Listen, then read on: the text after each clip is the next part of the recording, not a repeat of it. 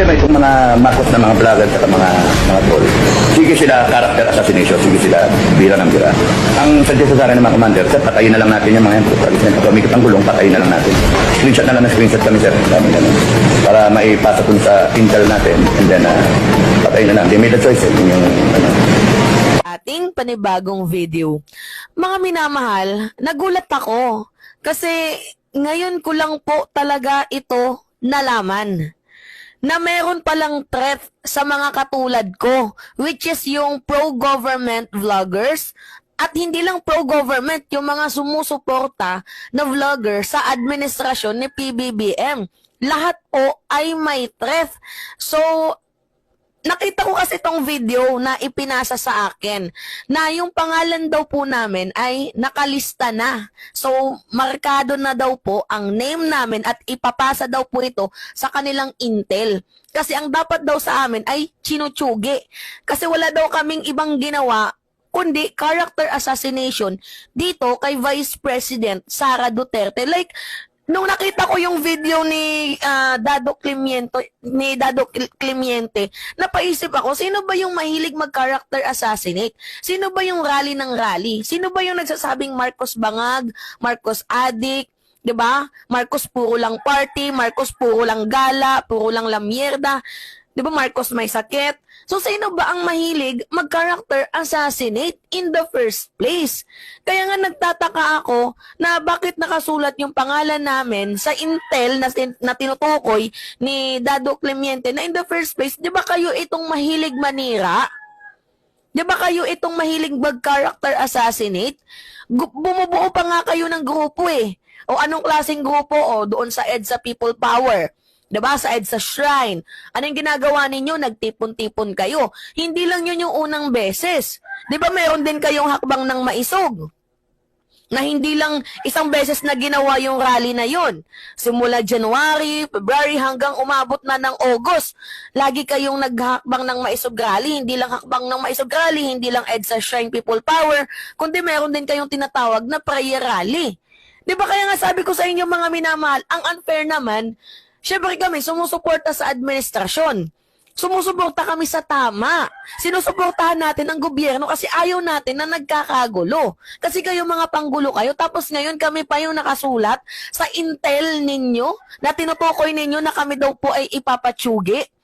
Well, actually, hindi naman ako natatakot kasi wala naman tong credibility itong Dado Clemente na to. Pero the way na nagbo-vlog siya, mayroong halong pananakot sa mga katulad namin. Ballpoint man, kung nakikinig ka, rat-ratin mo na. Sorry. Diba, Takeo Miyamoto, hinahamon ko, Sabi ni Dado Clemente, pakinggan natin mga minamahal. Pakinggan nyo ako ano yung pagbabantaan niya sa mga katulad natin sumusuporta sa administrasyon.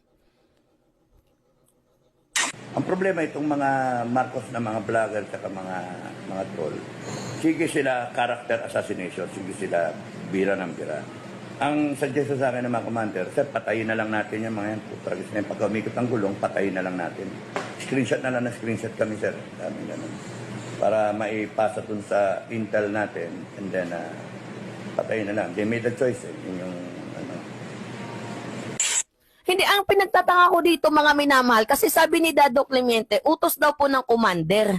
Patayin na lang yan. So, sino yung commander ninyo na nag-uutos? Hindi ulitin natin yung video mga minamahal. Nabanggit niya na utos daw po ng commander na ipapatay na lang yung mga yan. Tingnan nyo mga minamahal Ang problema itong mga Marcos na mga vlogger at mga troll. Sige sila character assassination, sige sila bira ng bira. Ang suggest sa akin ng mga commander, sir, patayin na lang natin yung mga yan. Tragis na yung pag umikot ang gulong, patayin na lang natin. Screenshot na lang na screenshot kami, sir. Ganun. Para maipasa dun sa intel natin, and then patayin na lang. They made a choice.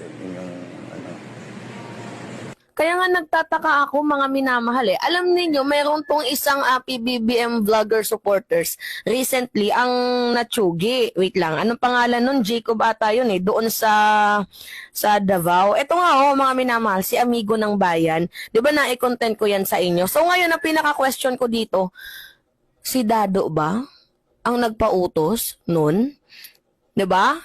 Pero mga minamahal, itong si Amigo ng Bayan kasi, sumikat to sa pagko-content kay Cathy Buni. So meaning may alam ba si Cathy Buni dito sa pagkamatay ni Jacob Arroyo? I'm just asking lang talaga. Ako'y nagtatanong, hindi natin pinagbibintangan dito si Cathy Binag na siya yung may alam, may gumawa. Nagtatanong lang tayo, meron ka bang alam sa pagkatigibumbum ni Jacob Arroyo? Diba? Or else naman may kinalaman dito si Dado Clemente kasi ang sabi ng kanyang commander, utos daw, ilista yung mga pangalan and after ilista yung pangalan, ipasa sa kanilang intel tapos pagbabarilin yung mga taong yan. Like, for what? Ano yung mapapala ninyo? Sa tingin ninyo, kapag lahat ng mga vloggers na sumusuporta kay PBBM, nategi yan, sa tingin nyo, malaki yung benepisyo nyo dyan? Hindi. Hindi magiging malaki yung benepisyo nyo dyan dahil pinapatunayan nyo lang na kayo ay mga guilty. Hindi nyo kayang magsalita ng opinion by opinion, sagutin yung isang argumento by an argument, kundi ang ginagawa ninyo ay ad hominem. Ad hominem to mga minamahal, and beside bukod sa ad hominem, threat itong ginagawa ninyo.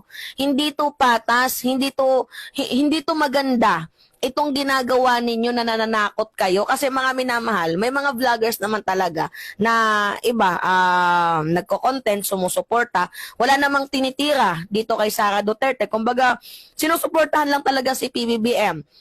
Ngayon, paano yung mga vlogger na sinusuportahan lang si PBBM?